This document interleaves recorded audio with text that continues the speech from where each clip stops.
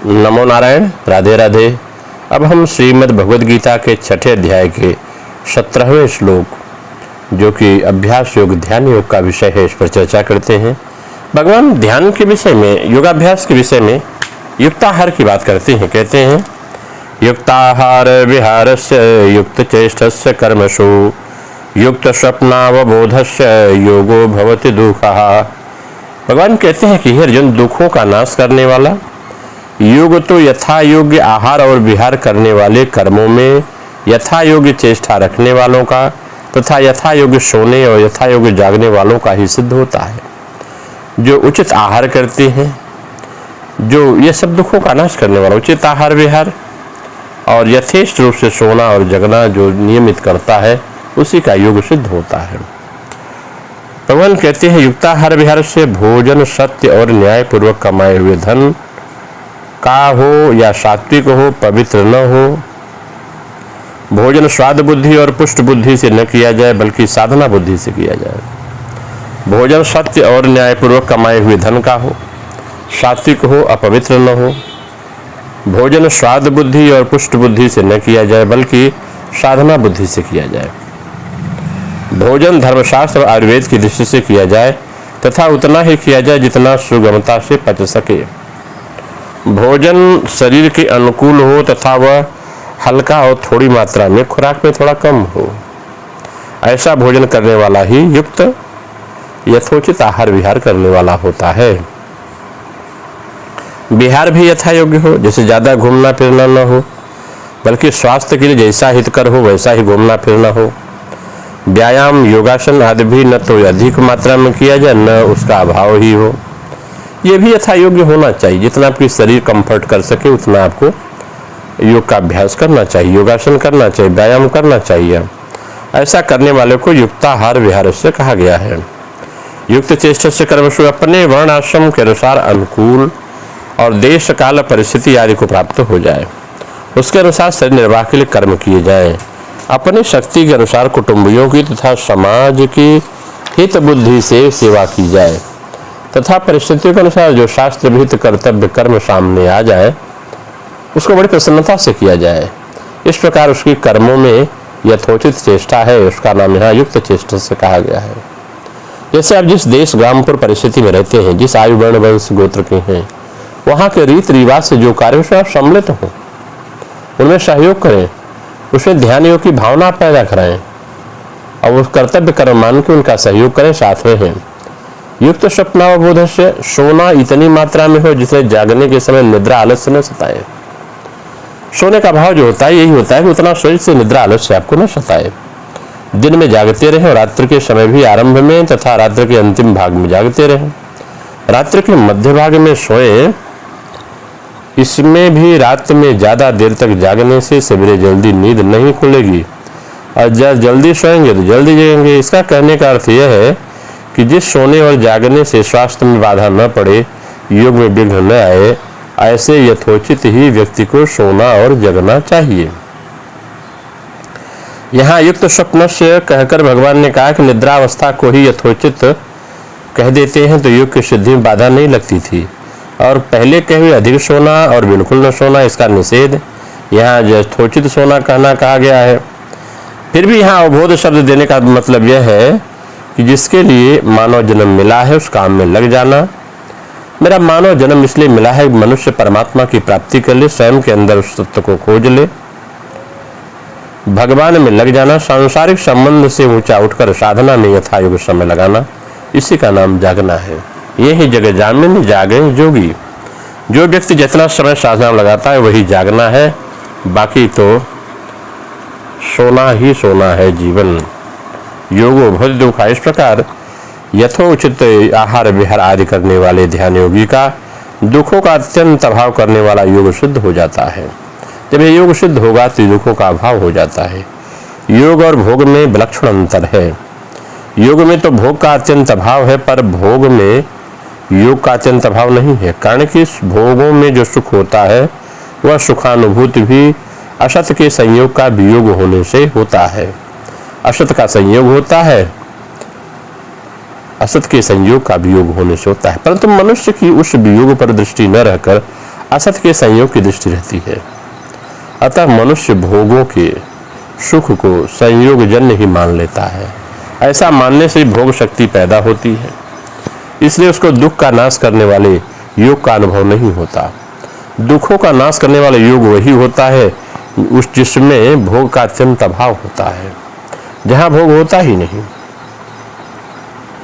यद्यपि यह श्लोक ध्यान योगी के लिए कहा गया है, फिर भी इस श्लोक को सभी साधक अपने काम में ले सकते हैं, उनके अनुसार अपना जीवन बनाकर अपना उद्धार कर सकते हैं।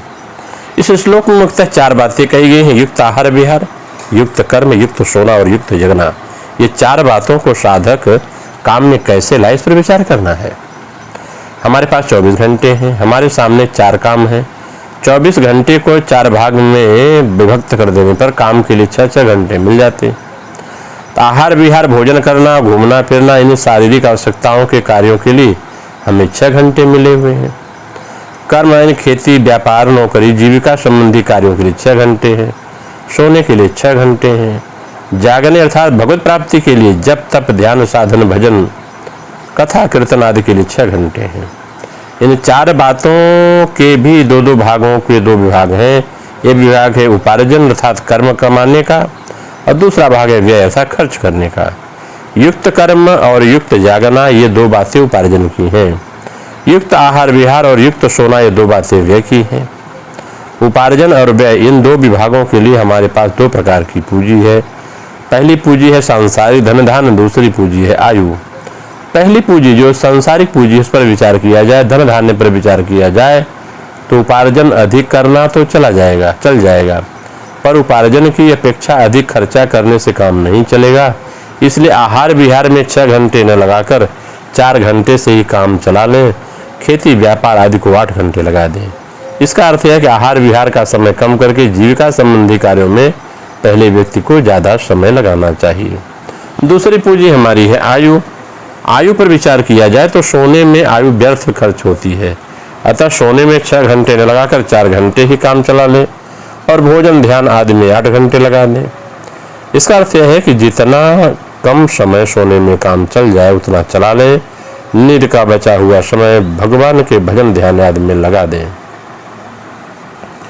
इस उपार्जन की मात्रा तो दिन पर दिन बढ़ती ही रहनी चाहिए, क्योंकि हम यहाँ सांसारिक धन वैभव आदि कमाने के लिए नहीं आए हैं, बल्कि परमात्मा की प्राप्ति करने के लिए ही मनुष्य का जन्म हुआ है।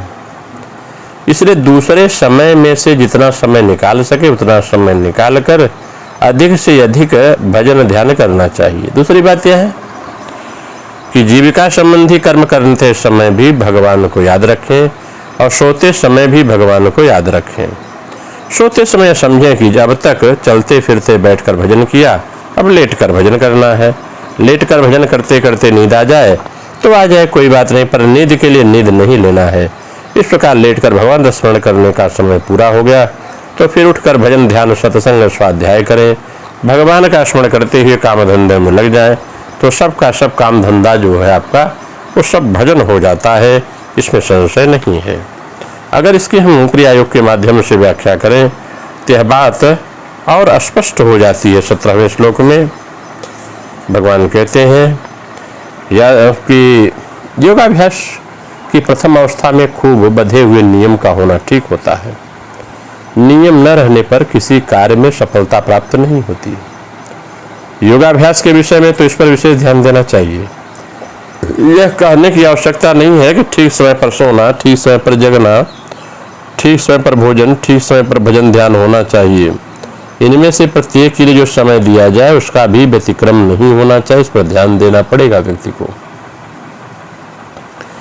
सब प्रकार के संयम, अभ्यास, यम, नियम, आसन के अनुष्ठान में दृढ़ता, इन सब के द्वारा योग में दृढ़ भूमि की प्राप्ति होती है। प्राणायाम के द्वारा चित्त की बहुधा वृत्ति का बहिष्कार किया जाता है। इससे चित्त निर्मल होकर प्रसन्नता प्राप्त करता है। प्रसन्न चित्त में ही बुद्धि प्रतिष्ठित होती है, अर्थात उस बुद्धि का व्यतिक्रम नहीं होता। असंबद्ध तरीके से साधन करने पर सुफला तो मिलती ही नहीं, कुफल की संभावना हो जाती है। योग तभी तक दुखों का नाश होता है जब योगी देहाभिमान का त्याग कर केवल आत्मरति में ही समुत्सुक होता है, लक्ष्य केवल आत्मा में रखता है। इस अवस्था में रहकर योग उपस्थिति कर्मों को यथा ध्यासाध्य और यथासंभव करता रहता है। जो कुछ करता है वह नारायण में समर्पण करके करता है, अपने लिए सोचकर आहार विहार आदि नहीं करता। इस प्रकार से के स्थिर लक्ष्य साधक की वस्तु सिद्धि प्राप्त करते हैं। उनका ही समाधि साधना समस्त सांसारिक दुखों का नाशक है। योगाभ्यास में साधक के ज्ञान का इतना विकास होता है, उसके साथ निरोध अवस्था उत्पन्न होकर योगी के सारों का दुखों का नाश कर देती है। उनके अंतःकरण में और कोई संस्कार संचित नहीं हो सकता, तो संस्कार भी विनष्ट हो जाते हैं। अतः योगी कोई वस्तु संतप्त नहीं कर सकती। व्यवहारिक जगत और उसका संबंध योगी के चित्त से दूर हो जाता है। उसी प्रकार से जिस प्रकार स्वप्न अवस्था में हुआ सुख दुख का अनुभव जागृत पुरुष को सुखी अथवा दुखी नहीं कर सकता। यही दृष्टा और दृश्य की एकता का अनुभव स्वरूप परम योग है। नियमित प्रयत्नशील और संयत साधक इस परम योग को प्राप्त कर कृतार्थ हो जाते हैं, ऐसा भगवान ने कहा। इसलिए व्यक्ति को युक्त आहार विहार करके केवल भगवान के प्रति अपना ध्यान लगाएं, आत्मा शरणागति रखें, उससे समस्त प्रकार की सिद्धियां प्राप्त होती हैं। नमो नारायण। राधे राधे।